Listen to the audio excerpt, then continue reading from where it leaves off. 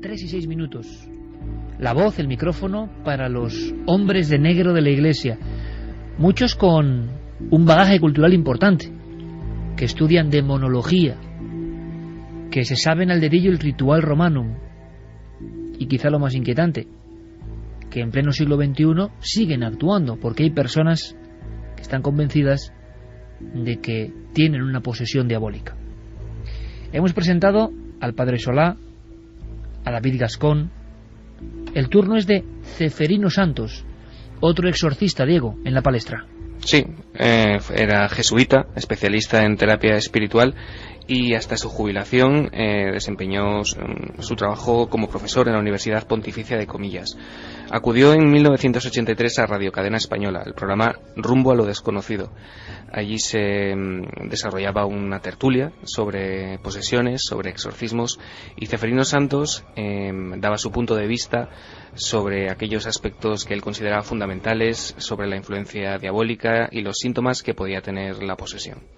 Un exorcista, Ceferino Santos, el padre Ceferino Santos, en Radio Cadena Española. Es muy bonito esto del túnel del tiempo, no solo por los documentos, sino por recordar a programas añejos que ya no están, incluso emisoras que dejaron de existir. Rumbo a lo desconocido. El exorcista tiene la palabra. Hay veces síntomas que te hacen sospechar que ahí hay, si no posesión, sí influencia diabólica.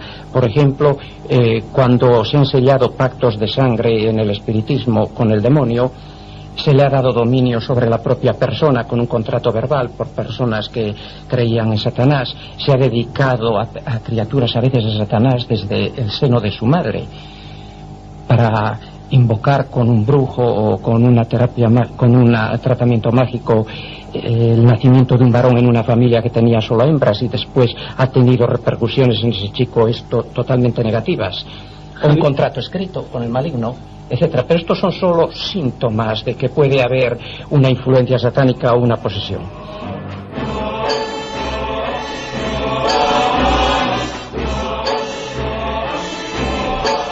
El pacto. Yo pensaba, Carmen, que era una simple leyenda, ¿no? Una especie de anexo, de documento, la mayor parte de las veces falsificado, pero muchos exorcistas españoles creen en el pacto oficial con el maligno. Bueno, el pacto con el maligno se hace desde tiempos de la Inquisición, y que la Inquisición además tomaba muchos de esos pactos firmados por la propia sangre de la persona que hacía el pacto, o bien para tener una mejora económica, o bien para tener a la persona amada. Hace poco yo estaba en el Archivo Histórico Nacional y me comentaban que algunos de esos pactos demoníacos firmados con sangre, que incluso los papeles con la sangre se mantenían, están ahí, se mantenía esa sangre impregnada en algunos de los papeles, en algunos de los documentos que encontraban luego, incluso bolsitas se han llegado a encontrar dentro de los libros en las que había pelos, trozos de papel con sangre, de ciertos rituales y de ciertos pactos demoníacos que hacían esas brujas. Pues no es mal programa hablar con los responsables del Archivo Histórico, sección Inquisición, y que nos cuenten qué hay por ahí. Sí, además, como siempre, nos trataron fenomenal y quedamos en hacer muchas más cosas. Pero sí, esos pactos, en teoría, se siguen realizando. Tienen todo un ritual, hay muchos libros que hablan de cómo hacer un pacto con el demonio, qué pasos han de seguirse. Siempre hay sangre por el medio, siempre tienes que firmar con tu propia sangre. En la Edad Media se utilizaba la sangre de la menstruación de la mujer. Hoy en día se hace un pacto haciéndote una simple raja en el dedo, y con esa sangre y con una pluma que suele ser de cisne negro, tienes que firmar el pacto con el demonio para que así lo lleve a cabo. A cambio siempre, por supuesto, le tienes que dar tu alma.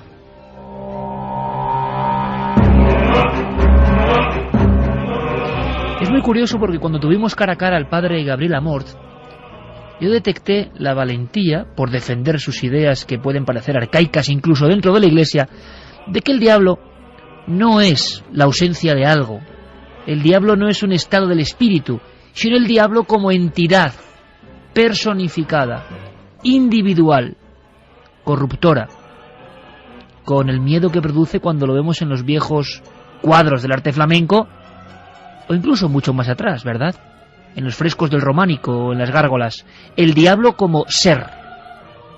Da la impresión de que en los últimos 30 años, incluso, como es lógico, en la propia Iglesia hay una idea de deshacerse de esos lastres que parecen tan pesados, tan incongruentes con el mundo empírico en el que vivimos. Amort decía que eran casi igualmente diabólicos, atentos a la frase que nos dijo en Cuarto Milenio cara a cara, los propios sacerdotes que no creían en el demonio como entidad y que lo diluían de alguna forma en lo políticamente correcto, porque la Iglesia no sabía para dónde ir en este mundo de la ciencia. De alguna forma, año 83, Radio Cadena, el padre Ceferino Santos, de una forma también muy gráfica, hay que decirlo, hablaba de ese problema de la Iglesia, que la moda de lo tangible estaba apartando al demonio, ¿verdad, Diego? Sí, él apostaba por un apoyo en la creencia, ¿no? Hacia el diablo. Él decía que había que luchar contra la no creencia en él porque era importante. Daba un dato muy curioso. Él decía que en Madrid había en aquel momento 3 millones de demonios. Si lo escucháis, yo creo que es un dato muy, muy curioso. Además, fíjate, en Madrid 3 millones y en los años 80, documentándome para este túnel, se dice que la Congregación para la Doctrina de la Fe, que en aquellos años dirigía Joseph Ratzinger, el actual Papa, cifraba en 758.640.176 los demonios que pululaban por el mundo. Si tenemos 3 millones de demonios persiguiendo a la gente en Madrid y esa realidad espiritual existe, por mucho que digamos que no hay dualismo y que solo los hombres hacemos el bien y el mal, esa realidad está ahí presente y si hay realidades espirituales no se pueden negar. Lo que pasa es que hemos entrado en un empirismo tal que todo lo que se refiere a la fe hay cierta tendencia a negarlo.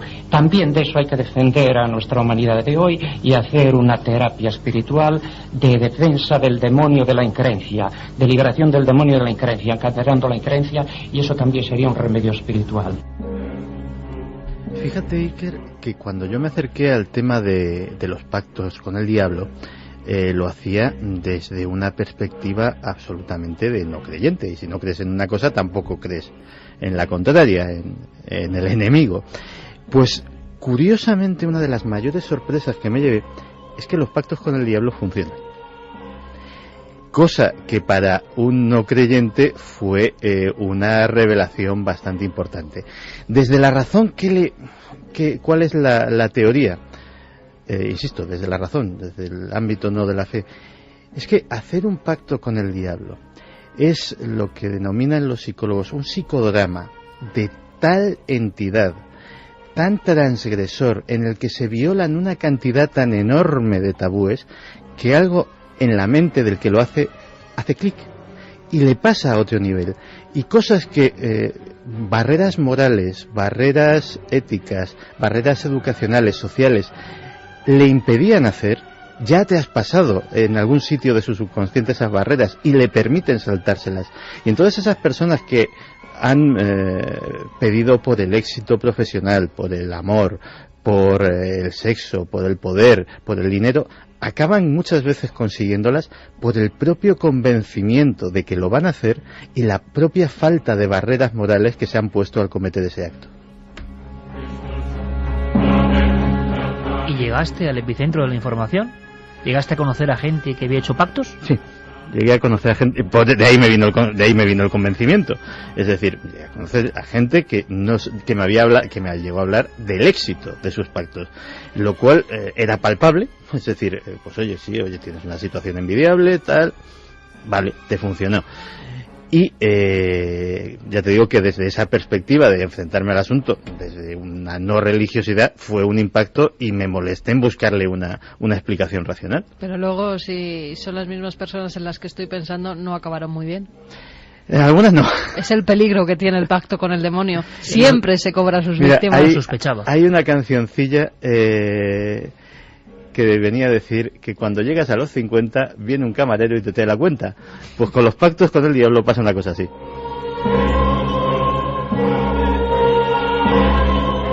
Por algo, si esto es verdad, que no lo sé, el diablo es el diablo, se cobra su factura siempre.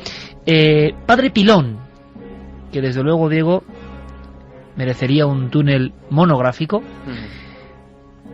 y el padre José María Pilón, que ha investigado muchos casos y muchos muy tenebrosos, parece que aboga por la racionalidad, sobre todo comparando su testimonio con el de los anteriores exorcistas. Años 90. Sí, bueno, el padre Pilón en realidad no es exorcista, aunque siempre ha estado muy interesado por estas temáticas. Yo creo que todo el mundo lo conoce. Es un auténtico pozo de sabiduría paranormal, sacerdote jesuita, fundador del grupo EPTA, como todo el mundo sabe. Y él, en 1993, concretamente el 7 de septiembre, acudía al programa de Antena 3 En los límites de la realidad, presentado por Andrés Averasturi, y allí dejaba patente su creencia de que existían realmente muy pocos casos reales de posesión. Yo acepto el que es posible la posesión diabólica, rarísima. Y yo realmente no conozco ningún caso. De los muchos que han venido a mí, es más, una de las grandes autoridades en el mundo de la demonología de los últimos tiempos, el padre José de Tonquédec, que fue durante muchos años exorcista de la Archidiócesis de París, era jesuita, era psiquiatra, y él dijo que de los cientos de casos a los que él tuvo que asistir como presuntos casos de posesión, él dice que solamente de 2 o 3 a lo mejor dudaría en afirmar que puede ser una posesión.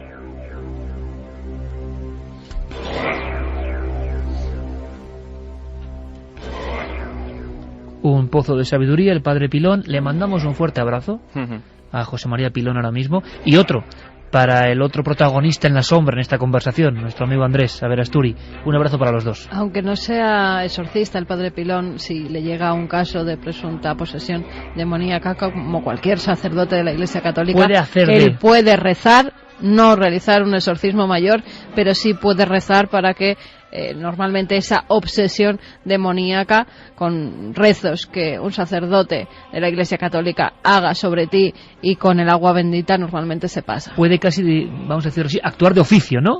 Sí.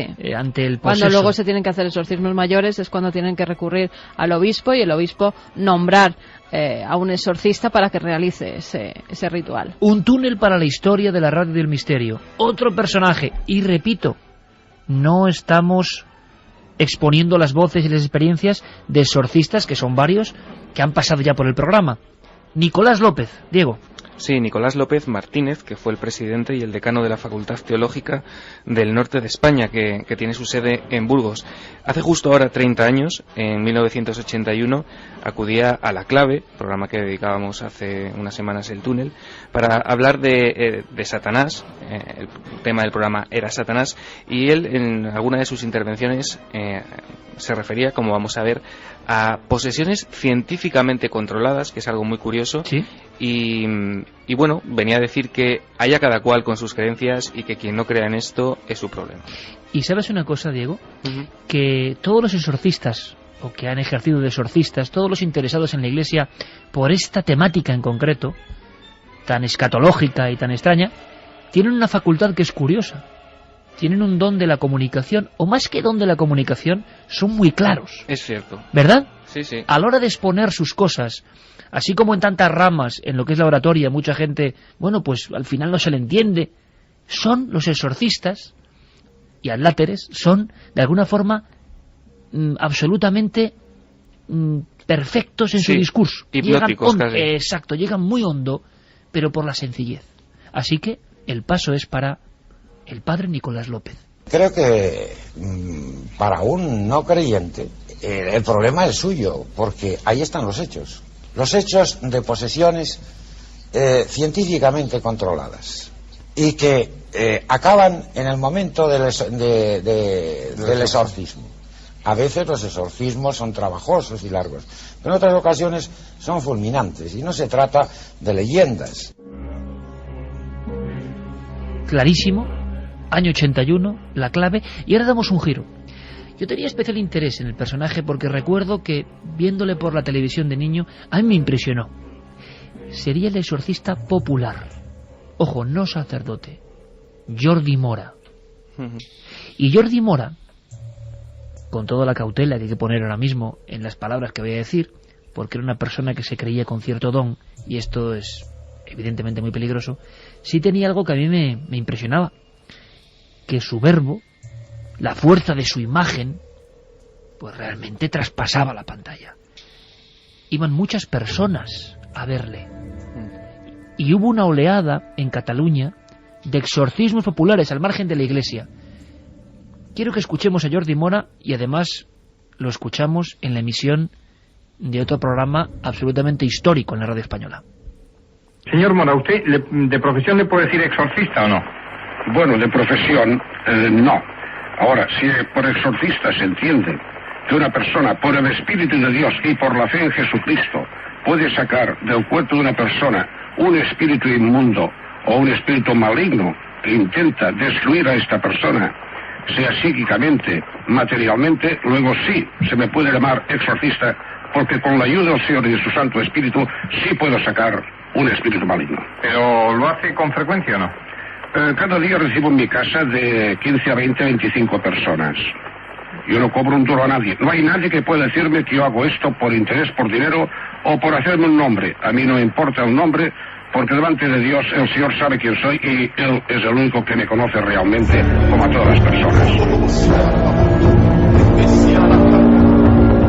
Torrente de voz y, como decíamos, en una entrevista le escucharemos otro corte, Diego, de un magazine de las mañanas que también formó parte de la historia de la radio. Sí, del Primero de la Mañana, de Antena 3 Radio en 1990.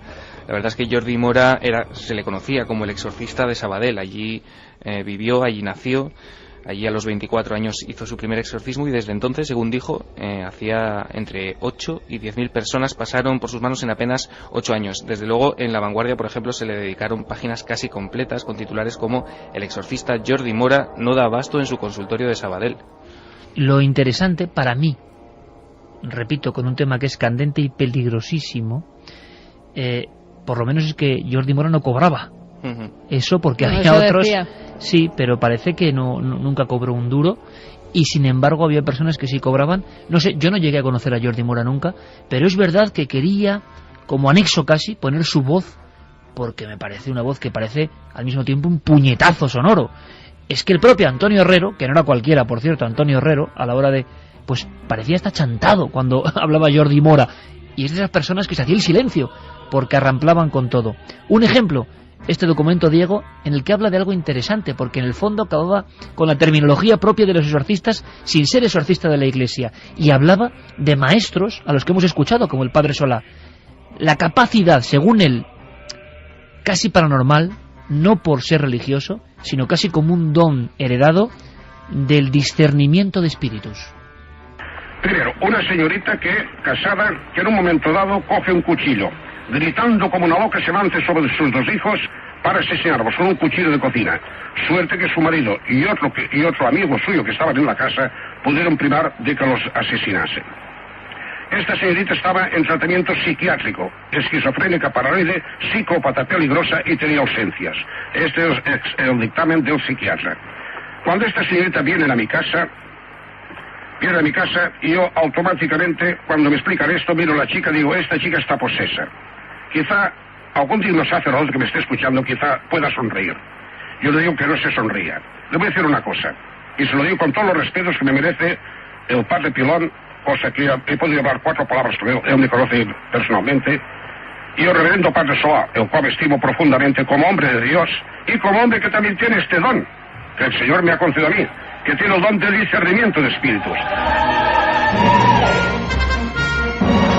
Es que no me extraña, por otro lado, Carmen, que Jordi Mora, no sé si sabiendo lo que hacía o sin saber, en este grado de lo que es la oratoria, llegaba a un estado de no sé, de ensimismamiento, en el cual las personas actuaban... Es un peligro, una chica que estaba en tratamiento psiquiátrico que de repente llega a su consulta y deje mucha gente ese tratamiento por ponerse en manos de un curandero, porque era lo que era este señor, porque no tenía ningún poder para realizar exorcismos.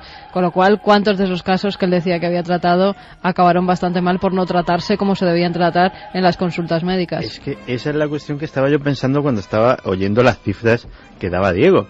Digo, en este país, ¿de dónde salen 8 o 10.000 poseídos? Es que... Sí, pero es que si te das cuenta, Gabriel Amorth hablaba de las mismas cifras o más. Siempre se ha puesto... ¿Cuánta gente hay con estos problemas? Pues gente que cuando le empiezan a salir mal las cosas dicen que es el demonio y empieza a obsesionarse con que todo lo malo le pasa a ellos porque la sombra del demonio está muy cercana. Una historia social, una historia de los exorcistas oficiales y de los exorcistas por afición o curanderismo, hay que decirlo así, entre ellos Jordi Mora. Hemos presentado unos cuantos y creo que ha sido un túnel esclarecedor. Testimonios arcaicos, antiguos, voces de diferentes emisoras y desde luego, lo más importante, que vosotros tenéis ahí la información. Diego Marañón ha sido enviado en el mundo de las sombras. El próximo túnel espero que sea más amable, amigo. Yo también, un placer como siempre, Iker. Un abrazo. Nunca antes habías estado tan cerca de lo desconocido. Milenio 3, Cadena Ser.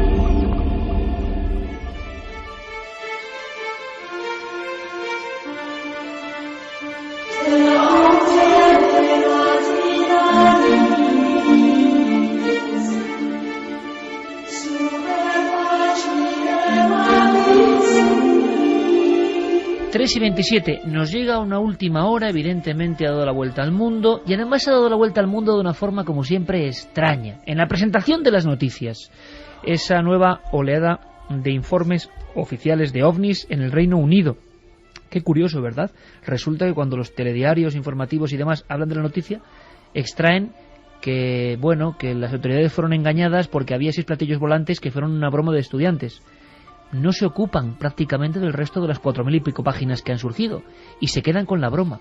Si de 4.000 y pico páginas tú coges las 13, 14, 15, no sé cuántas de la broma, uno puede pensar, ¿nos están informando con objetividad sobre un hecho concreto? Luego a muchos, incluidos corresponsales, esto le parece poco serio, pero ¿qué ocurre? Que en el Reino Unido es la noticia más seguida en todos los periódicos, en todas las estadísticas, digámoslo así, por Internet. Todos los consumidores de información han acudido antes de cualquier cuestión política a saber qué publicaba su gobierno sobre ovnis. Por lo tanto, el interés está ahí. Antes llega otra información de Estados Unidos y es una información que da escalofríos. Y repito lo que yo pienso, Estados Unidos por lo menos desclasifica. Estados Unidos queda mal consigo misma, hay que decirlo así, porque está desclasificando una serie de elementos que van en contra de su prestigio. Experimentos humanos. La gran pregunta es, yo siempre lo digo, repito, ¿qué pasa en otros muchos países donde no se desclasifica nada? Y los horrores, estoy seguro, son iguales o mayores. Pues sí, la verdad es que esta noticia ha resultado, a mí personalmente me ha resultado muy sorprendente, porque efectivamente gracias a las abundantes desclasificaciones de material de todo tipo hemos podido saber de experimentos psíquicos, de experimentos militares, de experimentos de guerra biológica, pero lo que me resultaba increíble es que entre las décadas de 1930 y 1970, que es mucho tiempo, haya habido experimentos civiles sin ninguna vinculación con el gobierno, sin ninguna vinculación con la CIA, ni con la NSA, ni con el Pentágono, es decir, de hospitales. Y lo de siempre, Santi, nos enteramos ahora. Y nos enteramos ahora gracias a que la agencia de noticias Associated Press ha hecho la semana pasada hablábamos de un magnífico trabajo de periodismo de investigación con el tema de Irak, pues ahora estamos ante, parece ser que bueno, que el género que estaba en tan malas fechas está reverdeciendo. Estamos hablando de otro magnífico trabajo de investigación de los reporteros de Associated Press que han sacado a la luz decenas, no creo que me pillase los dedos sin hablar, de centenares de casos practicados sobre reclusos, enfermos. Vamos a escuchar a Javier del Pino, Crónica, y nos comentas tu opinión sobre todo esto, Santi. El descubrimiento se ha hecho cuando un comité del Departamento de Estado creó un comité para investigar si han ocurrido en la historia reciente experimentos similares a uno por el que hace muy poco el gobierno de Estados Unidos ofreció una disculpa pública, con 50 años de retraso, el infausto estudio sobre la sífilis mediante el contagio a prisioneros en cárceles en Guatemala. Y ese comité ha descubierto casos igual de aterradores y en suelo de Estados Unidos. Entre 1940 y 1970 se realizaron al menos 10 estudios médicos que atentan contra las normas básicas de la ética, aunque se da la circunstancia de de que no fueron pruebas clandestinas, simplemente el sistema era más permisivo. Todas las pruebas pasaban por el contagio forzado de enfermedades a presos en cárceles o a pacientes en instituciones mentales. Una prueba consistía, por ejemplo, en contagiar con hepatitis a los pacientes para observar su evolución.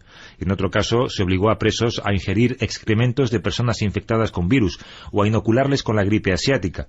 En otro caso, varios presos fueron inyectados en sus órganos genitales con muestras de gonorrea. En 1963 se inyectaron células cancerígenas a 19 pacientes ancianos en un centro psiquiátrico. En Nueva York hubo otro experimento en el que se inyectaba la hepatitis a niños con deficiencias mentales para observar si tenía algún tipo de efecto positivo en su condición. En todo caso, la mayor parte de los experimentos médicos con fondos federales de Estados Unidos se han llevado a cabo fuera del territorio de este país, lo que hace complicado investigar en cuáles de ellos se ha cruzado la frontera de la ética.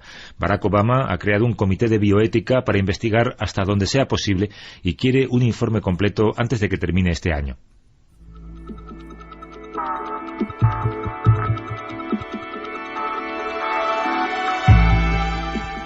Hemos escuchado con mucha atención cada palabra de nuestro corresponsal en Estados Unidos, corresponsal de la cadena SER en Washington, Javier del Pino. Palabras horribles, increíbles, de película, claro, luego dicen de la luna, de...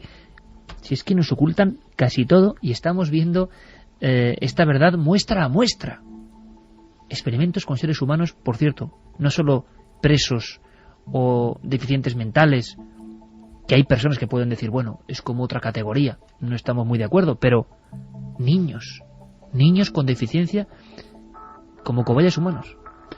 Pues sí, ya te digo que a mí de toda esta noticia lo que me ha llenado de perplejidad es que hayamos sabido con 10 o 20 años de antelación, de diferencia, lo que se hacía en el sector militar o en el sector de inteligencia a ese respecto, que evidentemente no era nada edificante tampoco, y que haya sido ahora cuando empezamos a saber lo que se hacía en el ámbito de la investigación médica, de la investigación farmacológica, con el pretexto de que esas atrocidades que... Hacer comer excrementos con virus. Vamos a ver, en 1947 se dictamina, se promulga lo que se llama el Código de Nuremberg.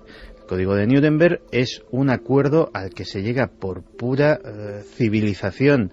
El mundo médico aterrado ante lo que se ha destapado de las barbaridades de la investigación médica en el Tercer Reich a raíz de los juicios de Nuremberg, hace un código ético que prohíbe expresamente este tipo de experimentación.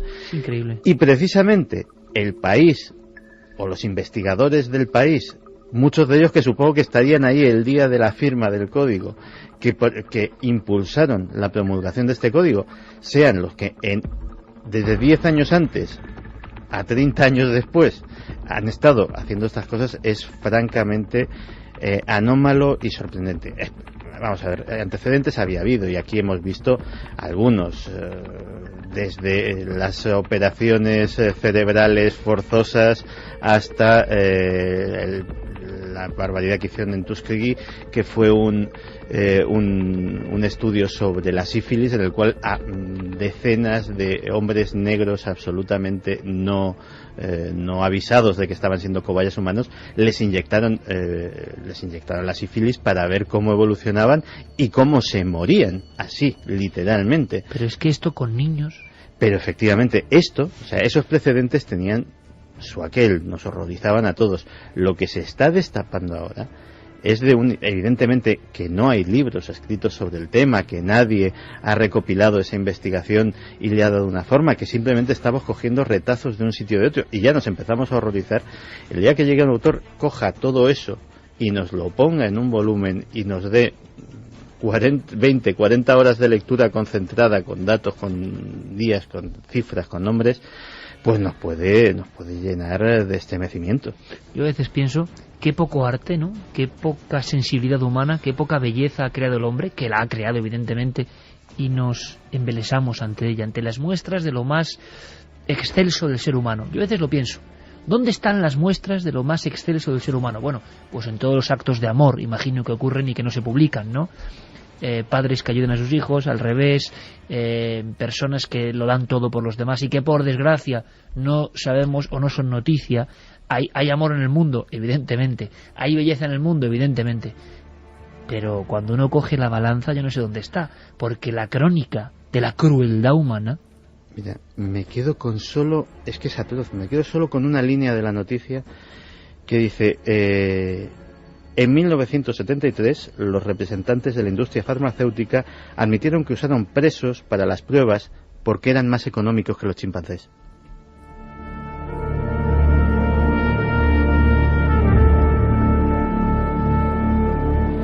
A veces pienso en las maniobras de alienación del gran público. Estamos viviendo en una época, en mi opinión, de alienación total. Alienación, hay que ver bien el término, pero en el fondo estar muy apartados de lo que pasa realmente y embobados de alguna forma con las pulsiones más primarias. A veces yo no sé si pensar que eso es mejor, porque abrir los ojos y darnos cuenta de lo que es el ser humano en ocasiones estremece y hasta descompone. Vamos con las vías de contacto. 27699, palabra clave milenio, espacio, vuestros mensajes, milenio3 con número @cadenaser.com y www.cadenaser.com. Carlos nos decía, los demonios están a nuestro alrededor. ¿Qué hace a una persona más susceptible a ser invadida por una posesión? ¿La fe? ¿El estado físico? ¿El estado mental? Bueno, según los exorcistas, los demonios están a nuestro alrededor. Una persona más susceptible de estar poseída, pues según siempre ellos, los que juegan entre comillas con la ouija, con el satanismo, con rituales extraños. Espero haberle contestado. Amparo, Rocío, Juan de Dios y Pedro nos dice: hola, buenas noches, somos unos amigos de Córdoba que nos gusta reunirnos de vez en cuando y ver una peli de miedo. Además escuchamos vuestro programa porque nos apasiona este campo. Pero la vez de la peli, qué misterio, ¿no? Me imagino que después o antes. Esta noche concretamente hemos visto la película Paranormal Activity 2 y nos ha impresionado mucho. Parece ser que está basado en hechos reales. En este momento estamos escuchando el programa y el tema nos está poniendo la carne de gallina. No. Pues es la base del argumento de la peli, el pacto con el demonio y sus consecuencias. Esperamos seguir recibiendo más información y casos sobre el tema. Bueno, pues esa película no se ha puesto muy de moda decir basado en hechos reales y no tiene ninguna conexión. Aunque es verdad que de la primera película a mí sí me impresionó alguna imagen, Alguna sí, era como muy perturbadora. Pero efectivamente empezó, yo creo que con lo de la cuarta fase, la moda de decir esto es un hecho, es un caso real. Que era mentira. Que era absolutamente mentira, y anda que no he tenido yo también que contestar mensajes. Nome, Alaska. Efectivamente, que quién era esta psiquiatra, que oiga, que esta psiquiatra no existe. Y la verdad es que la moda está cundiendo. Jessy de Málaga dice: da igual el idioma del exorcismo, todos hacen que me esconda debajo de la cama. Bonito mensaje, porque da igual la lengua, ¿verdad? Da igual el idioma, la palabra. Hay un sonido, hay un supurar algo que desde luego es universal. José Adolfo Cantón nos dice: sobrecogedora la grabación del exorcismo. El mal está presente en todas las religiones, solo cambia el nombre. Un saludo desde Granada. En Carni de Lucena es terrorífico y más a estas horas. Nes nos decía: la voz de esta gente sale de lo más profundo del alma. Younes, con lo bien que iba a dormir esta noche después del tema de la luna, ahora tras estos gritos y alaridos creo que voy a esperar hasta que se haga de día. Pues eso te pasa por escucharnos. Y que sigan haciéndolo. Claro. También nos decía Manolo de Málaga que él, como mucha gente, es de la opinión de que la llegada del hombre a la luna fue un montaje en plena Guerra Fría. Aún así, todavía recuerdo a toda mi familia alucinada ante el televisor. Le voy a pedir a Noel Calero y a Coque Peinado a ver si en tiempo récord son capaces de sacarme ese sonido como ancestral de la máquina de escribir, una máquina de escribir que percute, porque vamos a hablar de informes. Y por lo menos para el principio, yo creo que haya una fecha. Quiero que esté establecido los códigos, como hacen ellos, de filiación de un informe. Y vámonos, por ejemplo, a uno de los casos que te llame la atención especialmente. Hay uno que parece que ha suscitado todas las polémicas, un caso que ocurre en el año 80 y que parecía que se iba a resolver. Muchos expedientes no han aparecido. Nueva desclasificación de informes OVNI en el Reino Unido. 26 de diciembre de 1980, Rendlesham Forest, en Suffolk. Pues se ven varias luces, Iker, a través del bosque, varios militares, porque esa era una zona que utilizaba la fuerza aérea, tanto estadounidense como británica, varios militares van hasta esa zona boscosa y se encuentran con un objeto que parece estar flotando sobre una neblina amarilla, así lo describen ellos. Se dan cuenta de que las transmisiones por radio hay muchas interferencias, que cuando se alejan de ese objeto las interferencias son menores. Son las 3 de la madrugada. John Burroughs y Parker Booth son los dos militares que se acercan más a ese objeto que ellos describen como metálico. Algunos de ellos dicen que ven patas, otros dicen que están elevado el objeto unos centímetros sobre el suelo e incluso apuntan la posibilidad de que haya seres. Después de todo eso, Iker, se hace un informe. Ese informe incluso hay retransmisiones grabadas, porque al día siguiente, cuando van a la zona boscosa donde habían visto el objeto, se dan cuenta de que hay huellas, que hay una especie de huella que ha dejado triangular. Los árboles de la zona están quemados y parece ser que algo aterrizó allí aquella noche. ¿Se esperaba una solución? ¿Se esperaban más datos? ¿Qué se esperaba? Se esperaba que dijeran algo, por lo menos se esperaba una investigación. Por parte de los Estados Unidos la hubo y con los años se desclasificó la conversación que se mantenía y lo que se decía al estar enfrente de las huellas, pues se hacía la inspección diciendo que habían visto tales huellas, que había quemados tales árboles en un área de tantos metros. Eso sí que se desclasificó en Estados Unidos, pero la verdadera investigación, que tuvo que ser por parte del gobierno británico, hoy en día, que se han desclasificado más de 8.500 folios sobre objetos volantes no identificados, todo el mundo esperaba la desclasificación de este caso y no ha ocurrido. La respuesta, pues como todo, muy confusa. Que los documentos se han destruido, no saben cuándo, ni por qué, ni quién.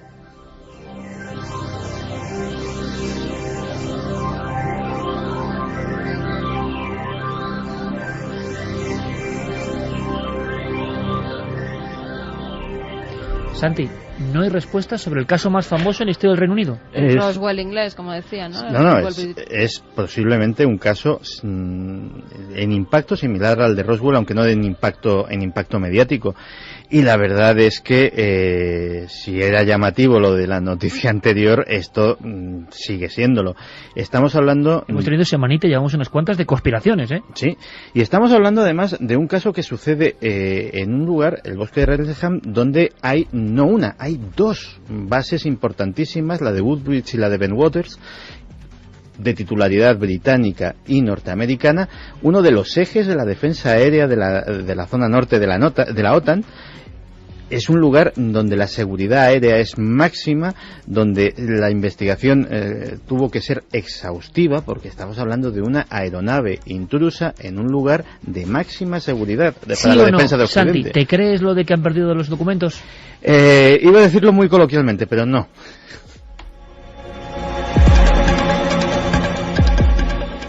Vamos con el siguiente informe. 26 de abril 1998. 12 ovnis son vistos sobre North Yorkshire. Cambiaban de forma en el aire, según los testigos. Había mucha gente, incluso llegaron a hacer fotografías, y todo queda en que la información que se da es que puede ser un experimento militar. Eso lo dicen los propios militares británicos y no lo saben, también es misterioso. Luego hay cosas curiosas, igual que en España teníamos la IG-45, que es eso que a un testigo ovni se le hacía una serie de preguntas. Pues aquí también la tenemos. Está la descripción del objeto, la posición exacta del observador, con qué se ha observado, por ejemplo en este caso que tengo enfrente con binoculares, la dirección del objeto que es en un principio visto, el ángulo de visión, la distancia, el movimiento del objeto. Se parecen mucho los españoles. ¿Quién es la persona que dice haberlo visto? En este caso, un policía. Con lo cual se recoge hay cientos de estos folios que la gente ha rellenado, que los propios testigos han tenido que poner el día, sus firmas, sus nombres. Los nombres están borrados en todos los documentos Iker, pero también se recogen muchas cartas. Por ejemplo, la carta de un ciudadano que se dirige a Mr. Blair, preguntándole y diciéndole que él está muy interesado en los fenómenos paranormales, que colecciona diferentes vídeos sobre ovnis, y que tiene, por ejemplo, algunos de ellos sobre Edward Hall, Ronald Reagan, el Apolo 14, Edgar Mitchell, y le pregunta que cuál es su opinión sobre esos objetos voladores. Ni más ni menos que el primer ministro en aquel momento. Sí, pero todas tienen que ser contestadas, y todas contestan, además vienen las cartas con muchas gracias por habernos escrito, intentaremos contestar a su pregunta. Hay una cosa muy curiosa, que toda la correspondencia que cualquier investigador remite al Ministerio del Aire británico queda registrada. Es decir, pasa también en los informes españoles. Entre la información no son casos lo que aparece, desde luego, son también las correspondientes quejas, preguntas de algunos investigadores, algunos muy insistentes, hay que decirlo, y han quedado ahí, ¿no? Incluso está la historia de un investigador español, Joan Plana, preguntando sobre el caso de Talavera la Real, y preguntó tanto que la propia Guardia Civil, vamos a decirlo así, que se lo tomó a mal y, bueno, le investigaron, o eso quedó así en los informes. En los informes también se pueden ver recortes de periódicos, por ejemplo pone UFO Mystery Did the Call. Esto es una publicación del 21 de julio de 1993. Peter Gregory asegura que vio una luz muy grande sobre Somersby. Se ve una filmación que él mismo graba, una especie de luz que hacía movimientos imposibles. El Bufora, porque también recogen esas informaciones que mandan algunos grupos que se dedican a estudiar fenómenos ovni. Bufora, 4 de marzo del 98. Aseguran que más de 30 testigos ven un objeto con forma triangular en Mansfield y en Derbyshire. Luces azules, luces blancas, se reflejaban algunas de esas luces en las nubes, no había sonidos. Y preguntan a esas fuerzas aéreas si les pueden decir si algún radar de la zona ha detectado esas luces para confirmar a los testigos que lo que estaban viendo... Los testigos se ponen en contacto con bases aéreas y... Exactamente. Y dicen que no, que en los radares no se ha registrado absolutamente nada, que no saben lo que podía ser. ¿Algo más interesante de esta nueva jornada de desclasificación que te llame la atención? Pues de todo, el misterio del objeto en el cielo, un objeto captado en el radar de la Real Fuerza Aérea de Escocia. Se preguntan si podía ser un globosonda. Pero la sensación es de muchísimos casos, muchos más casos de los que salen en la prensa. Muchos casos. O sea, como si la realidad ovni durante los años 90, por ejemplo, que parecía oficialmente abotargada por completo, en el trasfondo estaban ocurriendo casos, peticiones al ejército, investigaciones. Pero sí, es lo que te he dicho muchas veces, es lo que he mencionado en este micrófono. Es que da esa sensación porque los medios de comunicación no se ocupan de ello, no como lo hacían en la década de los 70 o a principios de la década de los 80, pero la casuística sigue y prácticamente todas las semanas suceden cosas. Yo he visto en los informativos que en España, han dado esta noticia, pero claro, es que todo el mundo repica lo mismo y punto, y no se ven ni los informes. Bueno, hasta hubo una broma sobre Edgar Mitchell y lo que opina sobre los objetos volantes no identificados, y además asegura que lo de Roswell fue cierto, que es verdad, que él ha visto pruebas físicas que le llevan a opinar que es verdad y que los extraterrestres nos están visitando desde hace años en la Tierra. ¿Me quieres decir que hay unos oficiales británicos, militares, con su aporte, me imagino, que están seleccionando de la prensa todo lo que se publica que les interesa? Por ejemplo, declaraciones de Edgar Mitchell. Eso es curioso. ¿Sabes por qué? porque Edgar Mitchell dice que todos los gobiernos guardan información sobre objetos volantes no identificados, entre ellos el gobierno británico. Y entonces el gobierno británico coge y lo pone ahí en un paperclip, ¿no? Y lo mete en su archivo secreto hasta ahora. Sí. Además, fíjate, hay una estadística, ellos hacen cada año, la Fuerza Aérea, la serie de avistamientos que ha habido en esos años. Y nos encontramos con folios que nos dicen desde el año 58 hasta el año 1998, que es cuando paran los avistamientos que ha habido en esos años. El mayor número de avistamientos, si no recuerdo mal, eran unos 638 en el año 80-81. Dos cosas que no entiendo.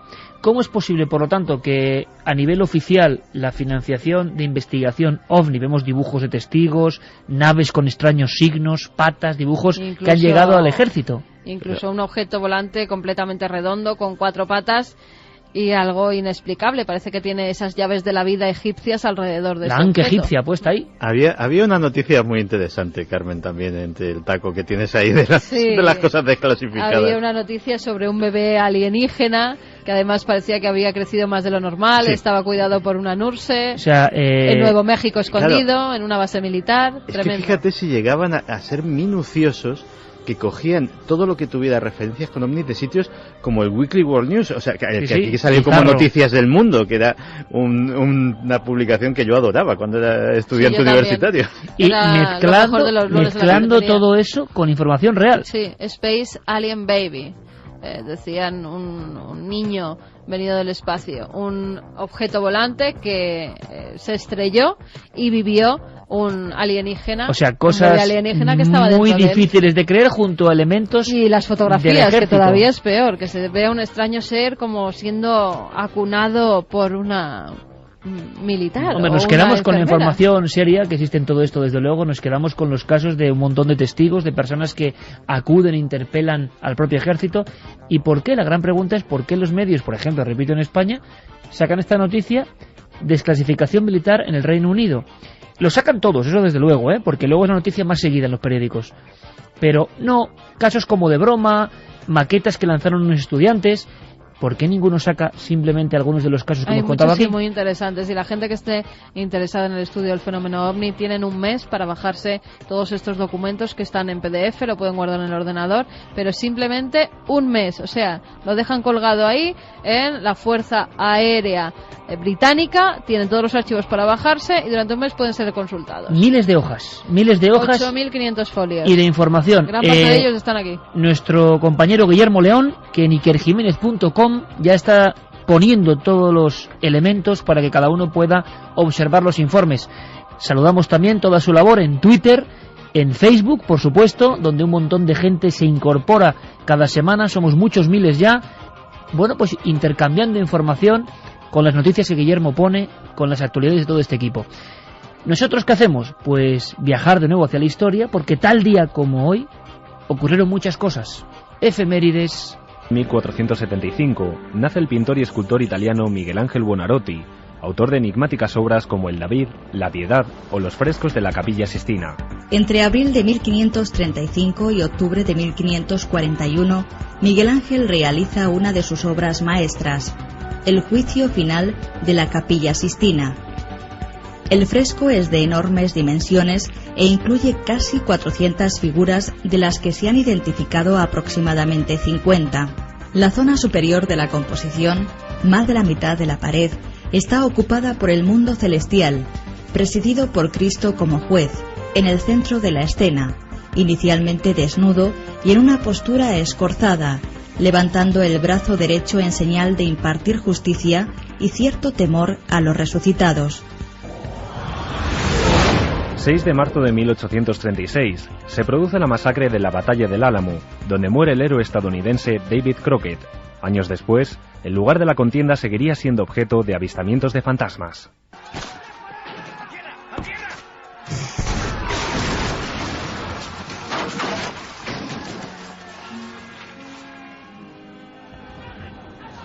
Me calla. Me han matado, David. 6 de marzo de 1888, periódicos regionales comienzan a hacerse eco del aislamiento duradero de varios pueblos de Asturias y Cantabria. El accidentado suceso fue conocido como la Nevadona del 88. Y las dificultades fueron máximas. La gente padeció, auténticas situaciones de miseria sobrevenida con motivo de la nevada. Y de hecho, estadísticamente, en los meses posteriores, a lo largo de la primavera y del verano, está comprobado que hubo una emigración masiva a Cuba y a Argentina, justamente como consecuencia de la miseria en la que dejó este tremendo temporal a toda esta zona. 6 de marzo de 1924, el gobierno egipcio permite la apertura del sarcófago de Tutankamón. Casualidades o no, también un 6 de marzo, esta vez de 1939, su descubridor Howard Carter sería enterrado en el cementerio de Putney Vale, en Londres. En esos momentos las emociones impiden toda expresión verbal, de tan complejas y conmovedoras como son. Habían pasado 3000 años o más desde la última vez que los ojos humanos habían contemplado el interior de aquel ataúd de oro. El tiempo, medido por la brevedad de la vida humana, parecía perder su perspectiva ante un espectáculo que recordaba de una forma tan intensa los solemnes ritos religiosos de una civilización desaparecida. 6 de marzo de 2006, la efeméride de Milenio 3. La nave del misterio rememoraba un sorprendente viaje a un mítico cementerio. Alberto Granados, en Rennes-le-Château. Y nos hemos colado en este cementerio para echarle un vistazo. Aún se conservan las tumbas. Vamos a ver. Y estamos ahora recorriendo este cementerio. Que sepáis que estamos pasando por uno de los cementerios que más misterios tienen y que más misterio guardan. Un cementerio cerrado para el público, pero abierto para los oyentes de Milenio. Pero ese fue el de Vitoria, no el de Rennes-le-Château. El de Vitoria, es verdad.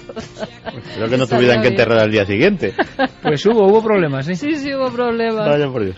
Bueno, felicitar a Mario, que nos escribía desde Llanes, Asturias, que a las 13:20 nos decía, nacido su hijo Álvaro, que le demos nuestra bendición milenaria, que pues... luego querrá que escuche esta grabación del programa pues sí, cuando sea bonito. Un poquito mayor, y así que sepa que está bendecido por la nave del Pues misterio. mira, con Fleetwood Mac y eso de seguir su propio camino, que lo cumpla. 3:59, Fermín Agustí, Carlos Largo, Golpe Peinado y Noel Calero, con estas músicas, con un poquito de final positivo. Santi, Carmen, mañana nos vemos más pronto todavía, en Cuarto Milenio. 12 menos cuarto. O 12 menos 20. Pues fíjate. Por ahí andamos, que a las 11:30 conecten ya con nosotros. Es una hora muy conecten difícil, con 4 y no se vayan. Es una hora muy difícil, para que luego se quejen. A menos 20 más o menos, todos puestos ahí, para ver Cuarto Milenio. Santi, un abrazo. Pues mañana nos vemos con un tema caliente. Mañana es un tema tremendo. ¿Qué está pasando en el Sol? El primer tema. Hasta mañana. Catástrofe planetaria, catástrofe que está ahí. Catástrofe que muchos vienen, no sé si deseando, clamando, comentando, inquietando al pueblo, ciertamente. Todo eso que decíamos que incluso nos daba envidia y que ha motivado incluso un debate encendido ahí fuera, al otro lado de la puerta de la radio. Debate bonito sobre la lección de Japón. La lección interna de Japón, la lección de serenidad y de conceptos que desde luego aquí hemos perdido todos hace mucho tiempo. No hace falta más que, en fin, no voy a hablar más, pero ver cómo está el panorama. La individualidad que no es mala, pero cuando se convierte ya en absoluto aprovechamiento del contrario, genera algo que es una extraña nostalgia cuando vemos lo que pasa en Japón. Esto es todo lo contrario, lo que viene a continuación, sí. Es un grupo de personas que asegura que la catástrofe, y a veces hay que decir que es verdad, que sorprende escuchar algunos cortes de audio con lo que está pasando ahora, que la catástrofe está a punto de llegar. Solo un fragmento de un hombre que hablaba con estas palabras. No os lo voy a presentar porque será Diego Marañón quien nos adentre en este mundo que es parte de la historia del misterio español e internacional. Unas palabras que ¿cómo suenan ahora? Hay documentos secretos de la NASA que demuestran que el cambio climático no es producto de las emisiones de dióxido de carbono.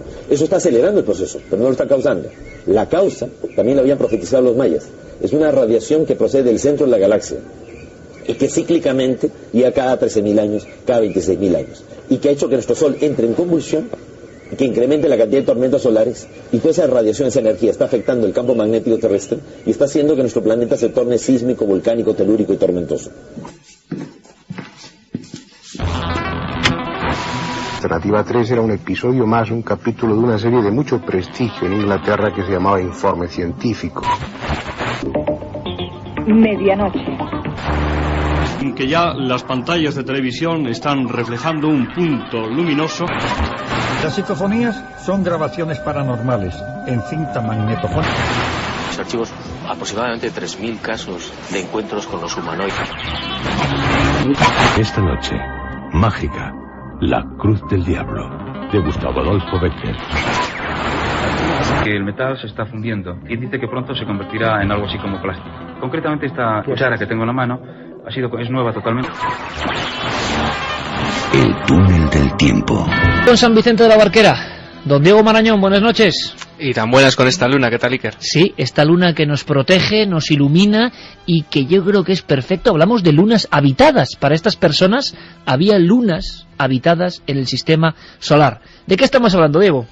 Pues estamos hablando de la misión Rama, una organización que llegó a tener presencia en nada menos que 35 países, una asociación de las más numerosas, ¿no?, relacionadas con todo este tema del contactismo ovni, y que no solo defendía que los extraterrestres nos visitan, sino que decían que en más de 7 ocasiones dieron prueba de esas visitas a la prensa mundial. Y además los extraterrestres estaban teniendo un contacto para avisarnos de algo que estaba a punto de suceder. Es verdad que, escuchando un poco al que fue el líder o portavoz de toda esta historia, Sisto Paz, al que hemos conocido aquí, hemos entrevistado en varias ocasiones, es verdad que objetivamente sorprende el documento que tú recuperabas de hace ya unos cuantos años. Hablaba de una sensación que ahora parece que está en boca de todos, ¿no? Seísmos, vulcanismo, cambios en el eje de la Tierra. Bueno, vamos a empezar por el principio. Y si aquí hay un año importante es el de 1974. Diego, vamos a escuchar una sintonía, porque a mí esto de meter sintonías me encanta. Viajamos en el tiempo, aquí viajamos mucho, yo tenía un año, o sea que imagínate, seguro que Santi se acuerda muy bien. Es una sintonía de un programa que era puro periodismo.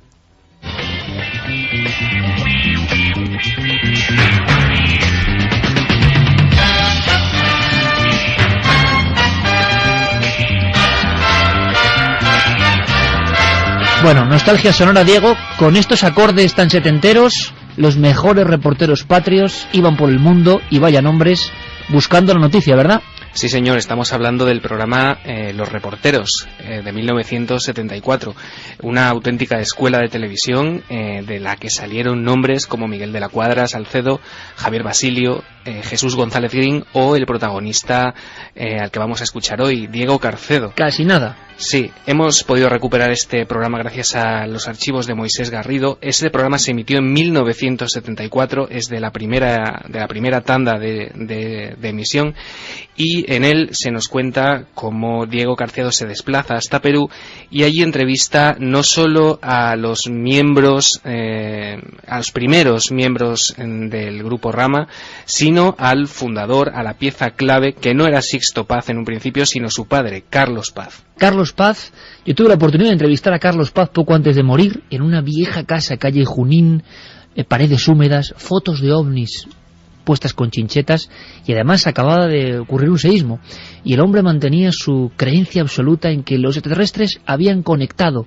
La noticia que lanzaba la agencia EFE era significativa. Un grupo de universitarios peruanos ha contactado con extraterrestres. Carlos Paz llevaba mucho tiempo en esta historia, y Carlos Paz le contaba así a Diego Carcedo, de alguna forma, el credo, la sustancia, que yo creo que ellos ni imaginaban lo que iba a ocurrir, lo que iba a crecer también, ¿no? Un poco como un hongo atómico en todo el mundo. La misión Rama en esencia. 5.000 años hace que, según las experiencias del señor Paz, llegaron los primeros objetos no identificados, los primeros platillos volantes, las primeras naves espaciales a las altiplanicies peruanas. Señor Paz, ¿podría usted sintetizarnos un poco sus experiencias de todos estos años trabajando e investigando acerca de la presencia en nuestra Tierra de naves de otros mundos? Estoy convencido de que estamos siendo visitados hace mucho tiempo por seres del espacio que nos controlan, nos guían y hacen lo posible por enrumbarnos hacia un mundo mejor. ¿Usted ha visto alguna nave, algún platillo volador? He tenido la suerte de verlos varias veces. ¿Y de dónde vienen? ¿De dónde llegan al Perú estas naves espaciales? Si estudiamos que hay tantos distintos módulos y distintos tipos de naves, no podemos decir que son modelos 64 ni 65, sino que deben venir de diferentes mundos. Y sobre todo que España misma, mi amigo Casayuguet, me informa de que ya están registrados 28 tipos de seres distintos.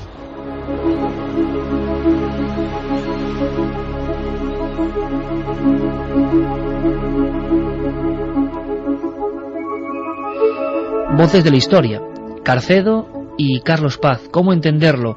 Estaban convencidos de que habían iniciado una serie de contactos, a veces contactos previa cita. Para entenderlo, vamos con el siguiente documento. Otro de los miembros de Rama habla de fundamentos. Se pasa, Diego, de un grupo muy pequeño de personas, hay que imaginarlos en un coche tamaño break familiar, yendo a los arenales de Chilca, y que poco a poco empiezan a tener encuentros con luces. Aseguran, y es verdad que hay miembros de las Fuerzas Aéreas Peruanas implicados en todo esto, que han llegado a ver no solo las naves, sino una especie de esferas posadas en el terreno, y que en ocasiones, en mitad de la noche, en esos arenales que sobrecogen todavía hoy, han visto algunos seres que con los brazos abiertos se aproximaban, luego se disolvían en el propio aire. Había una comunicación. Se pasó, Diego, que esto es lo importante, de un grupo más de investigaciones, de intento de contacto, a una especie de relación, y a partir de ahí, también hay que decirlo, a un credo. Sí, exactamente.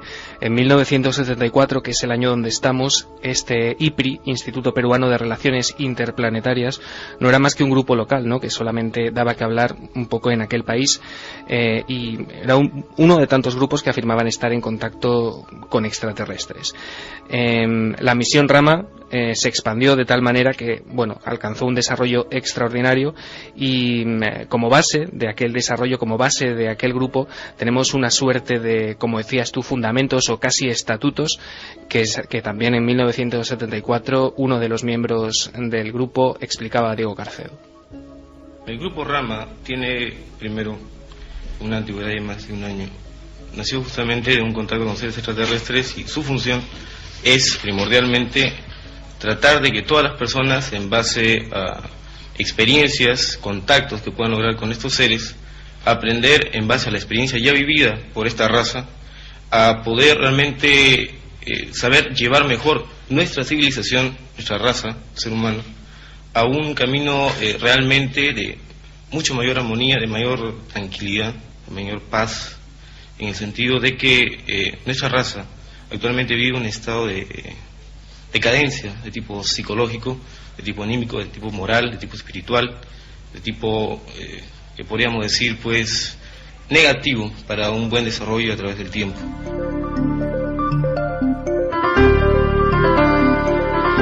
Documentos y voces para una cosa que entonces era extraordinaria, que ahora nos puede parecer hasta normal. Gente que dice que contacta con extraterrestres. La agencia EFE motiva la primera llamada, Televisión Española, y después llegará el célebre reportero JJ Benítez para hacer una serie de artículos que cambian el concepto de los ovnis en España. Porque yo lanzo la pregunta, y me gustaría, fíjate, Carmen, ¿es posible que haya gente que ahora mismo esté escuchando Milenio 3 que perteneció o tuvo que ver con los grupos Rama? Es difícil que haya gente, ya yo creo, que tuviese contacto con ellos, pero parece, si lo preguntara a Santi, que sobrevoló una gran decepción. Pero fue un movimiento social interesantísimo, digno del estudio de las religiones, del contactismo. Recuerdo en ese año 74 Benítez entrevistando a los miembros de Rama, que incluso en España, en Logroño, en Valencia, en Bilbao, muy fuertes en el norte de España, iban con un emblema en el brazo, y hablando de la confederación de la misión Rama. Sin duda hay un personaje que destaca entre todos ellos, con unas facultades innatas, hay que decirlo, para la comunicación. Sixto Paz. Diego. Sí, Sixto Paz, que como decimos se erige en líder. Él siempre dijo que esto no era la aventura o las vivencias de Sixto Paz, sino que él solamente era una especie de portavoz de todo lo que estaba ocurriendo. Cuando Sixto tenía 18 años, en 1974 precisamente, su padre, al que ya hemos escuchado, Carlos Paz, le llevó a una conferencia en la que, entre otras cosas, se comentaba que en el caso de que pudieran existir seres extraterrestres, lo más probable es que se pudiera contactar con ellos telepáticamente. Claro, esto para alguien, como tú dices, con las facultades de comunicación, con la mente tan abierta como tenía Sixto, bueno, es como si le dieran el mayor de los juguetes. Él contaba también en una entrevista que le hicieron hace muchos años en Galavisión cómo eran esos orígenes de la misión Rama. Bueno, realmente toda la experiencia de la que formo parte, que se inició en 1974, vino a raíz de que ya mi padre investigaba los ovnis como un hobby de la década de los años 50. Él, con amigos suyos de la Fuerza Aérea del Perú, cuando surgió el proyecto Libro Azul, se constituyó en un grupo de investigadores del tema. Entonces, nacimos con mis hermanos en un ambiente muy favorable al tema, y él desde pequeño siempre nos enseñó a pensar, no a creer que todo esto fuera posible. Entonces, 1 o 2 veces al mes salíamos al desierto y teníamos los llamados avistamientos.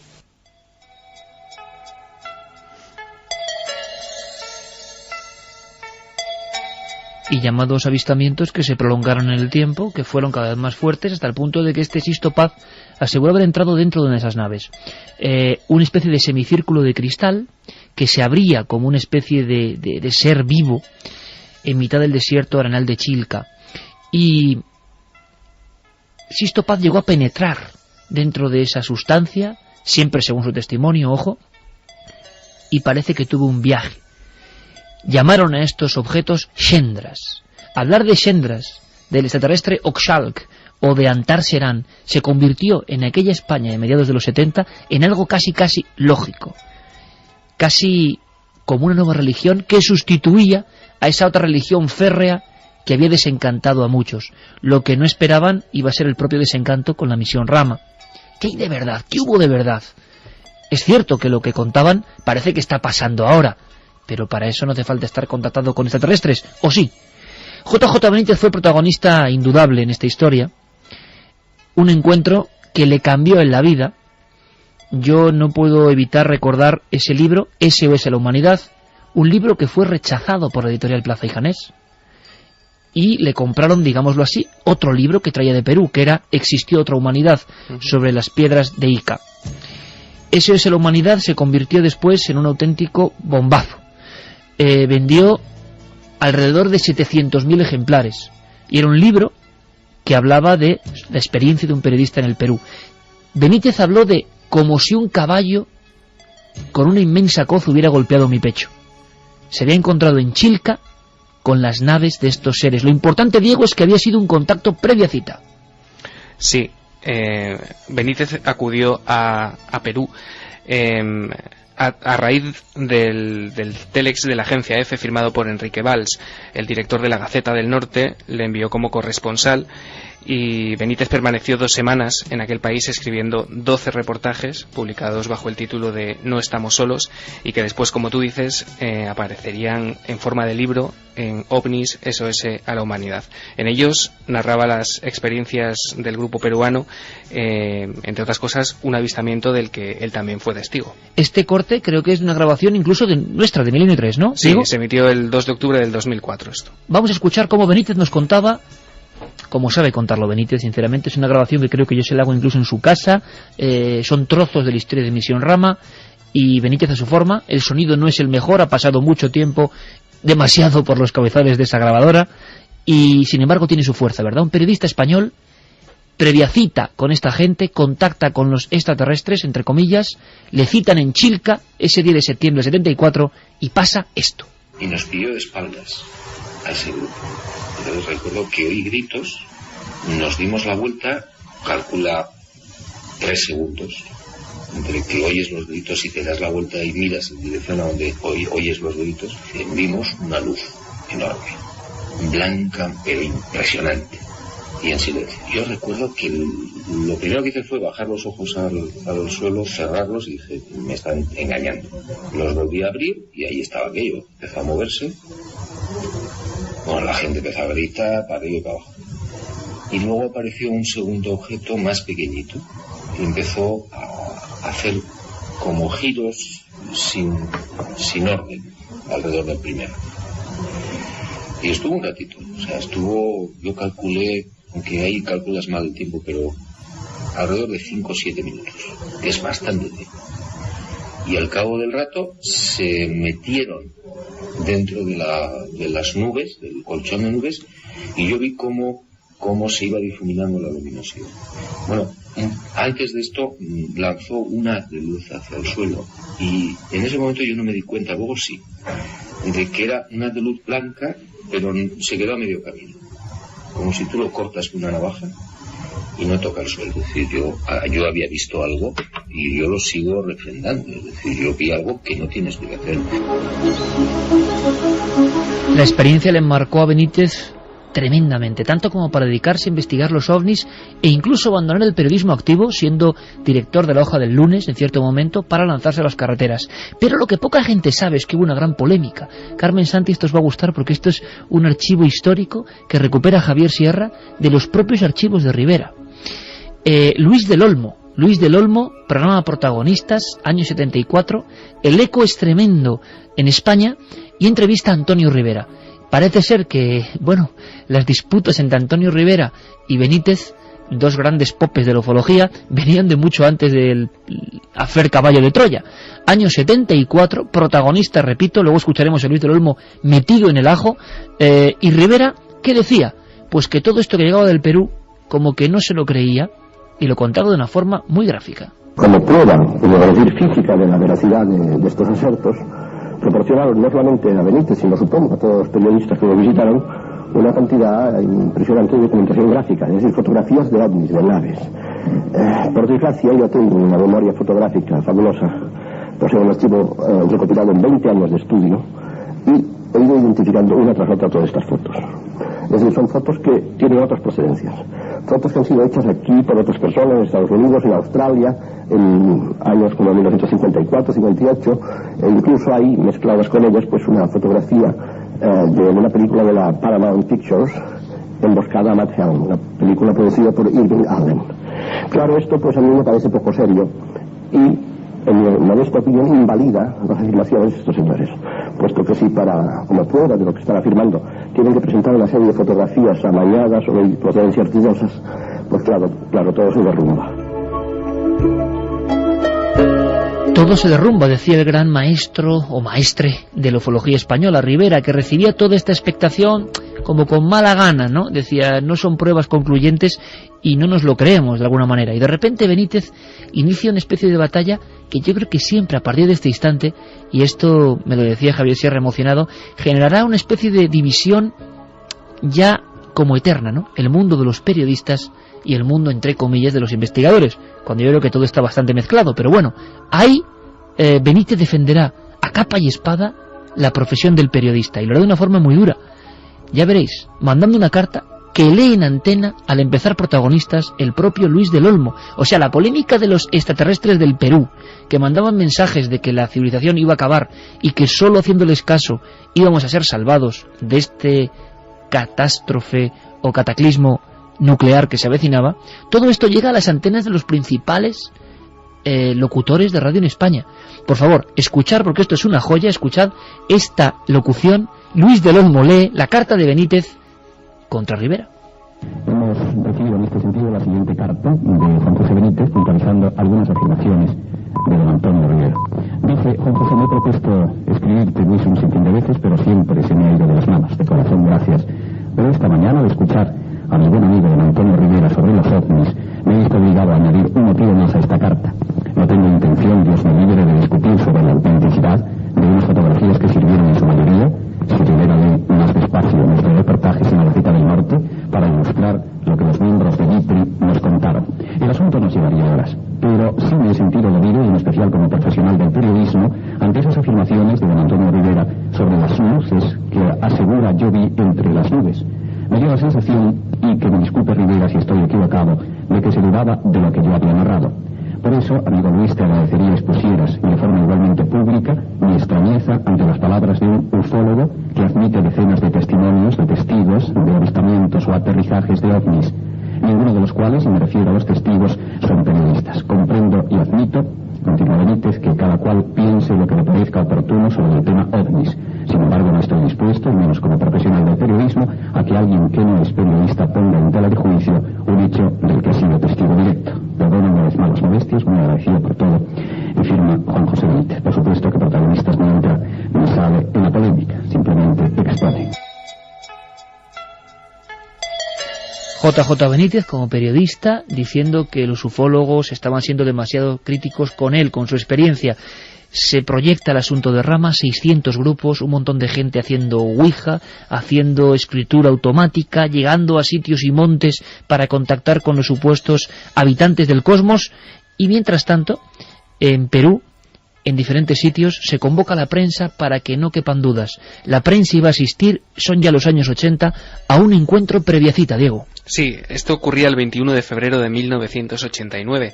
En aquel entonces, estando Sixto Paz presente, el Grupo Rama de la República Dominicana recibió un mensaje que textualmente decía: el 24 de marzo transmitiréis a los periodistas el mensaje. El 25 y el 26, muy tarde, daremos una prueba contundente de nuestro respaldo a Rama.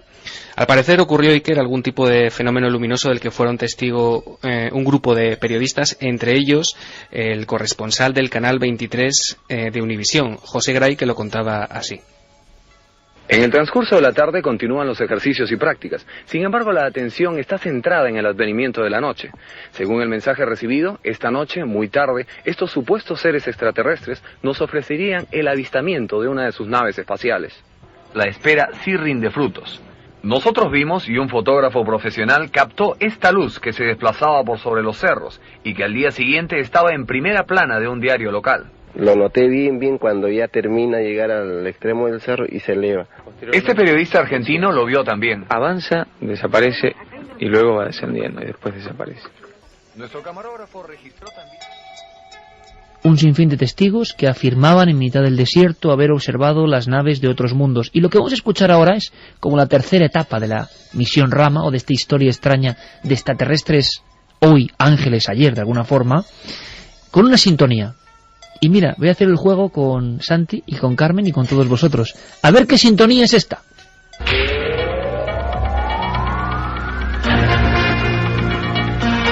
Años 90, ¿eh?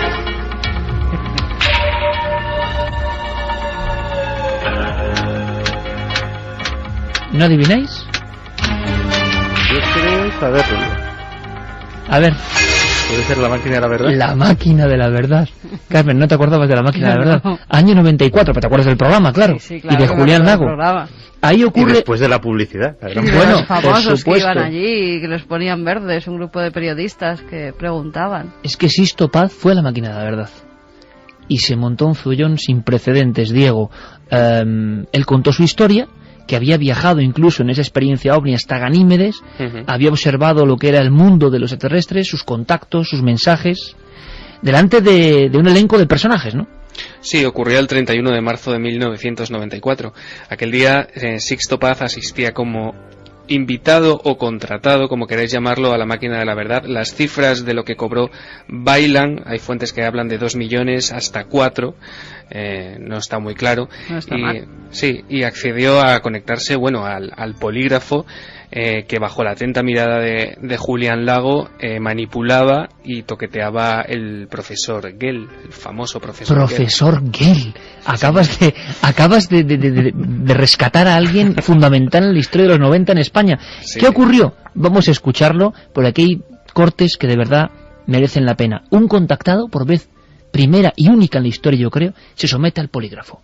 Bien, no podríamos clasificarle como embaucador en un principio, pero sí como una persona confusa. Realmente se trata de una persona independiente en cuanto a su forma de pensar y por consiguiente no sigue en muchas ocasiones las reglas de la lógica ni de las ciencias. Puede existir un principio de verdad en todo lo que está diciendo, no sé basado en qué, tal vez se ha basado en la Biblia, basado en algunos hechos físicos que realmente los haya visto, pero teme, desconfía que los demás no le crean. También es una persona que sugestiona mucho a los demás y, por otra parte, desea dar una versión de los hechos como a él le parece que han sido, pero no llega ni muchísimo menos a contarnos toda una verdad. No decimos que en este caso que sea un embaucador, pero desde luego sí considero que es una persona que está confundida en lo que está exponiendo. Supongo que usted no se reconoce en el dictamen del profesor Martín. No, al contrario, le agradezco al profesor Martín la pauta porque siempre lo obliga a uno a la reflexión. Muchas gracias. ¿Usted se cree realmente lo que cuenta? Si no lo creyera, no lo transmitiría.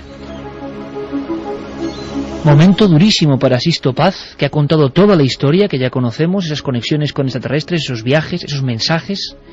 y ese programa tuvo que tener una intensidad tremenda. Los audímetros llegaron al límite prácticamente de lo comprensible. Un hombre que había viajado a otros mundos ante el polígrafo. Momentos polémicos, momentos de la historia de la tele. ¿Es cierto que usted ha viajado en una nave espacial a otro planeta? Sixto answered yes. Sixto ha respondido que sí a esta pregunta. Vemos aquí una reacción muy marcada a esta pregunta. Es decir, que sin ningún lugar a dudas ha mentido. No nos ha dicho la verdad. Si Sixto ha estado alguna vez en una nave espacial y ha viajado en ella a otro planeta, seguramente habrá sido en sus sueños solamente. Señor Paz, ¿alguna aclaración? Ninguna. Estoico Sixto Paz, en ese aspecto que ya hemos hablado de estoicismo, para él tuvo que ser un durísimo golpe, Diego.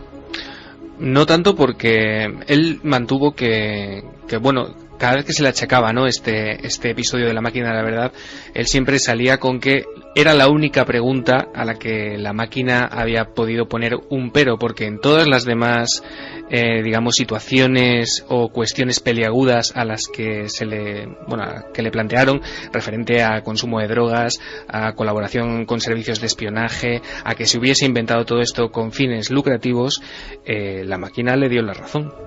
Bueno, es una historia muy curiosa, iniciada en el 74, hemos conocido a Sixto Paz, podemos pensar mil cosas, yo simplemente digo que es un comunicador excelente, es muy difícil creer, por supuesto, que en Ganímedes haya vida, aunque claro, escuchamos a algún científico de la época hablar de por qué era imposible en Ganímedes vida, y luego ha habido algunas cosas que la propia ciencia ha ido descubriendo, ¿no? Pero podríamos acabar con un mensaje del propio Sixto, antes le escuchábamos, que sí que, para que cada uno opine lo que quiera, ¿no?, sí que hace reflexionar. Es un poco otra de esas profecías lanzadas al aire. Él, como emisario de esos seres que nos visitaron durante los años 70, él disolvió los grupos, todo esto se acabó en los 90, quiso ir por libre, pero había un mensaje que él sigue manteniendo, un mensaje que es verdad, en estas fechas cobra una potencia, una fuerza bastante especial. Estos seres no dicen que el mundo se va a acabar, y dicen que el mundo se va a transformar, pero a partir de nuestra propia transformación individual. Ellos dicen que las profecías, todo cuanto ha sido anunciado en nuestro mundo, es una advertencia de lo que puede pasar en nuestro mundo si no hacemos nada para evitarlo. Y nos dicen de que el estado mental alterado en el que la humanidad se encuentra, la Guerra Fría, que hasta hace poco tiempo existía, está atrayendo, como si fuera un imán, la posibilidad de una catástrofe cósmica. ¿Cómo puede ser posible que en los últimos años se haya incrementado la actividad sísmica, la actividad volcánica, planetaria, cuando sabemos que, si bien hay movimiento de placas tectónicas, pues la Tierra es un planeta en proceso de enfriamiento? Cada vez debería haber menos volcanes, menos terremotos, sin embargo, aumenta. Sigue con sus charlas, con sus historias, creyendo aquello y uniendo todo esto a esa idea, yo no sé si se acoplada al 2012, pero que algo va a ocurrir y que los extraterrestres, yo no sé ya si nos hacen caso o nos han dejado por imposibles. Sí, además Sixto anunció el final del Grupo Rama, lo hizo en España, en un congreso en el Vendrell, en Tarragona, y desde entonces ha tenido como bandera esta meta del 2012, no como fin del mundo, sino como, digamos, barrera psicológica, vuelco de conciencia global, y en esas estamos. Sixto sigue activo, sigue dando conferencias y ha variado muy poco su discurso en estos años. Santi, la tremenda decepción que recorrió España, toda esa gente que buscó en la misión Rama y en el contacto que no llegó o no fue muy visible, una segunda religión. Sí, la verdad es que el anuncio cayó como un jarro de agua fría, hasta el punto de que hubo muchos, y los hay, que todavía continúan manteniendo el pabellón muy alto de Misión Rama, ya sin esa tutela de Sixto Paz, y cualquiera que recurra a internet lo puede comprobar. Previamente, además, hubo un par, por lo menos en España, internacionalmente hubo otros casos, de importantes escisiones o cismas dentro de lo que era Misión Rama. Posiblemente el más importante sea el Comando Astar, que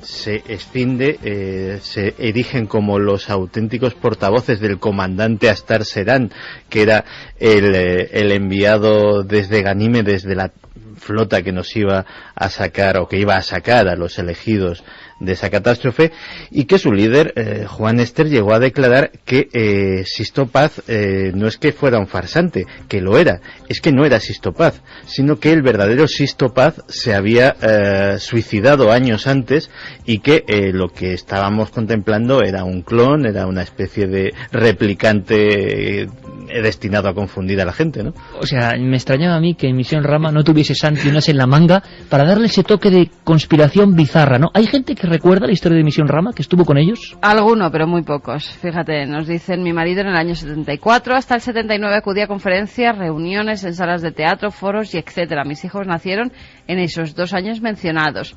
Pablo desde Alicante, qué fuerte, anoche contra el libro, existió otra humanidad en una caja llena de libros de mi padre, desde luego me lo voy a leer en homenaje a él, que en paz descanse. Pues léelo porque es atrayente y es sorprendente, y hay que imaginar lo que supuso en el año 75 en España. Gustavo desde Almería decía, buenas noches, yo tuve la ocasión hace unos 20 años de acudir a 2 conferencias que dio en Lleida. Según él, estuvo abducido por unos extraterrestres de Ganímedes. Todo lo que está contando Iker me recuerda a aquellas conferencias. Gracias, por cierto. Según Sisto, Misión Rama es amar. Creo que fue en León donde construyeron un inmenso graffiti, Rama es amar, y a mí no sé por qué, de pequeño cuando vi esas fotos me daba mucho miedo. ¿Por qué? No sé, y cuando hemos estado en Chilca, volviendo de noche, Nazca Lima, es un lugar, vuelves a ver los arenales de Chilca con bases militares cercanas, ojo que esto es interesante, bases militares cercanas, y da ¿Y respeto. tuviste algo? Yo en Chilca no.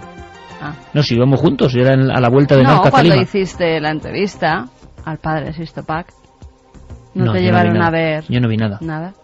Ismael nos decía, no estoy seguro de si se trataba del grupo Rama, pero mi madre recuerdo que en alguna ocasión hizo referencia a que su hermana, mi tía, estuvo de joven en una secta que iban a los bosques a contactar con extraterrestres. Era todo ese movimiento que se fragmentó en miles de pequeños movimientos. Y que finalmente cuando se desengañó lo pasó mal y tuvo problemas con su pareja de entonces. Por desgracia me quedaré sin saberlo, pues mi madre murió hace 4 años y mi tía también ha muerto hace 2 meses. Esto es toda historia de la transición española, idea de nuevas cosas que sustituyen a la religión, llega con muchísima fuerza, nueva era y el desengaño cuando falla la profecía es brutal en España.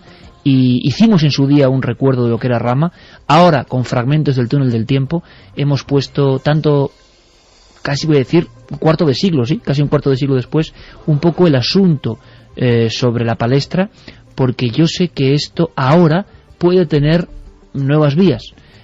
O gente que se anime a estos movimientos de mesianismo que cuando llegan fechas clave pueden llegar a ser peligrosos. Así que ojo, esta es la visión de Misión Rama, esta es la historia de Misión Rama, y así quedó, hay que decirlo. Era otra época, ahora hemos visto en muchas televisiones como hay muchos personajes que dicen contactar con seres de otros mundos, muchos de ellos eran que se recorrían toda la televisión, y yo creo que ya no se les hace ningún caso, la verdad. Bueno, lo que vamos a hacer es mirar a los cielos ahora. Nos llega una noticia interesante desde Navalmoral de la Mata, lugar donde ha habido muchos avistamientos de ovnis, y en esta noche de luna, bueno, yo creo que hay que estar especialmente atentos. Miramos a la luna y más allá, hacia Ganímedes, recordando una historia del grupo que más influencia ha tenido, sin duda alguna, en la historia de nuestro país. Llegó a haber 600 grupos, algunos afirman que cerca de 5.000, 6.000 personas como jefes de comandos en una historia que terminó de forma abrupta. Esa historia la hemos contado en el túnel del tiempo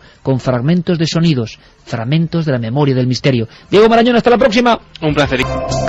Un sonido. Una voz. Una investigación. Milenio 3. Iker Jiménez. Cadena SER.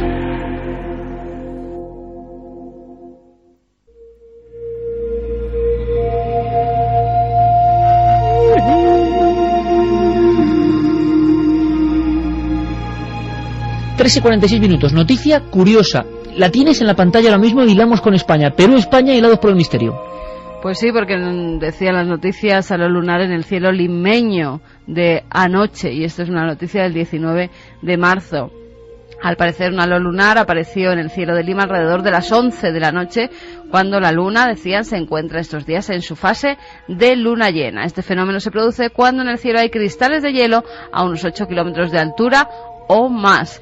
Lima cierra así una semana adornada por arcoíris, halos solares y finalmente un halo lunar, de los cuales pues se pudieron tomar muchas fotografías. Y es que ha pasado en estas últimas semanas, de lo que llevamos de marzo, un montón de señales en el cielo, y todo en historia, Santi, ¿verdad? De señales que siempre se han, para el cerebro del ser humano, siempre han sido preludio de algo, señal de algo. Las grandes batallas, los grandes cataclismos, siempre ha habido señales en el cielo. Y es curioso, porque antes del terremoto, y no es que nos enteremos ahora, sino que antes del gran tsunami terremoto, ha habido una panoplia de filmaciones impresionantes. Alguna la veremos mañana en Cuarto Milenio, como el doble sol, ¿no? Dos soles muy extraños que al parecer tienen una explicación científica, pero no queda muy clara, porque son... Hay además entre los especialistas bastante pelea, porque unos dicen que sí, que es un fenómeno de reflejo, podríamos decir, que parece que las nubes hacen como un espejo y eso hace que se vean dos soles, pero otros dicen que eso no explicaría esos dos soles tan potentes que captan las cámaras. Mañana veremos las imágenes, Iker, en Cuarto Milenio, porque son muy impactantes. Ha habido muchas antes del gran cataclismo, sí. Incluso nos lo ha corroborado, hemos hablado con Emilio Carreño, director de la Red Sísmica Nacional. A veces estas luces tienen algo que ver, ocurren antes, durante y después de los terremotos en una franja muy corta de tiempo. Parece ser que es energía que libera la propia Tierra. Pero entonces es una señal de la Tierra también. Sí, lo que pasa que nos fijamos tan poco en las señales que nos da la Tierra. Sin duda. Sí se fijaron en Navalmoral de la Mata. Nuestro querido amigo, nuestro corresponsal en Extremadura, Gonzalo Pérez Sarró, fue el primero, como siempre, en dar la noticia. Toñi es la protagonista de esta historia, vive en Navalmoral de la Mata y, bueno, nos contaba algo que puede ser absolutamente normal, que seguro que es normal, pero que va en este tema de señales, ¿no? Como toda una población, o una parte de una población, se queda como asombrada, observando quizá lo mismo que se ha visto ahora en Lima. Fue el martes pasado. Otro halo, pero un halo como un círculo oscuro detrás de la luna. Cuando Gonzalo me lo contaba, por escrito, yo decía, vamos a llamar a Toño a ver si quiere hablar. Llamó a su hijo, llamó a parientes, todo el mundo mirando por el balcón, algo que era asombroso, que no era normal, que no era un halo de la luna normal. Por cierto, ¿alguno de vosotros, de vosotras, lo habéis visto, este halo de la luna? Sorprendente, como un gran plato oscuro enmarcando la luna. Nos lo contaba así. Tengo el vicio de fumar y me salí al patio porque en casa no puedo fumar. Entonces siempre me gusta ver las estrellas en el patio y tal, ¿no? Y me extrañó mucho porque dije, ¿qué hay ahí? Y ya me salí un poquito y vi que era un círculo muy grande en negro. Y la luna estaba en su fase, pero estaba en el centro y pues normal, me imagino que la luna tendría su tamaño normal, pero el círculo era exageradamente negro y luego alrededor pues estaba el cielo como siempre, oscuro, que no era nublado ni nada, pero lo que más me extrañó fue eso, ese círculo. Para que te hagas una idea, era más o menos como un puntito en el centro y esto enorme, grande, era muy grande. Y yo no lo he visto nunca. Entonces yo llamé a mi hijo, intentamos sacar fotos, pero pues no, pues las cámaras son normalitas las que tenemos, ni con la del el teléfono ni nada, ¿no? Y estuvimos observándolo, llamé a mi hermano para que lo vieran ellos y también lo vieron y entonces pues nada, seguimos observando. Eran sobre las 10 menos 20 de la noche, me acuerdo perfectamente. El testimonio de una persona, de unas cuantas familias en Navalmoral de la Mata, se lo debemos a nuestro compañero Gonzalo Pérez Sarró, que sigue informando, que sigue puntualmente haciendo su maravilloso trabajo y que nos manda estas informaciones. Algo debe estar pasando, algo físico, pero toda una historia de señales, ¿verdad, Santi? ¿Verdad, Carmen? Señales desde la antigüedad, cruces, soles rojos, dobles soles, trazas antes de una batalla. Lo contamos ahora porque tal día como hoy, una noche como esta, pasaron cosas. Efemérides del misterio. Carlos Largo.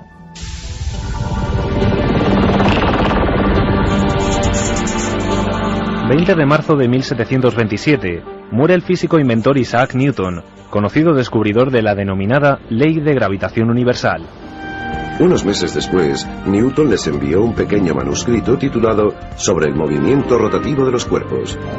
Halley sugirió inteligentemente a Newton que escribiese un libro sobre su descubrimiento. Debido a las dificultades económicas de la Royal Society, se ofreció incluso a financiarlo él mismo. Fue un acto de generosidad por el que las futuras generaciones de científicos le estarán por siempre agradecidas. 20 de marzo de 1974, se produce en Sevilla uno de los incidentes más importantes de la ufología española, el caso Adrián Sánchez. Existen algunos fenómenos que aún escapan a nuestra comprensión. Uno de los más enigmáticos es el de los objetos voladores no identificados. En marzo de 1974 se hicieron más presentes que nunca. Una verdadera oleada de una semana que asoló toda la península ibérica y muy en concreto el triángulo formado por las poblaciones de Aznalcóllar, Gerena y Olivares, en la provincia de Sevilla. 20 de marzo de 1995, tienen lugar los trágicos atentados del metro de Tokio. El gas sarín provocó un balance de 12 muertos y más de 5.000 heridos. Es una secta de enajenados, es decir, en aquel momento se investigó en profundidad y había un líder que realmente padecía un delirio prácticamente mesiánico, y en aquel instante este líder convenció a los demás de que ellos eran los portadores de la verdad. Y en una sociedad tan cerrada y tan técnica como es la japonesa, este tipo de líderes tienen un impacto muy importante.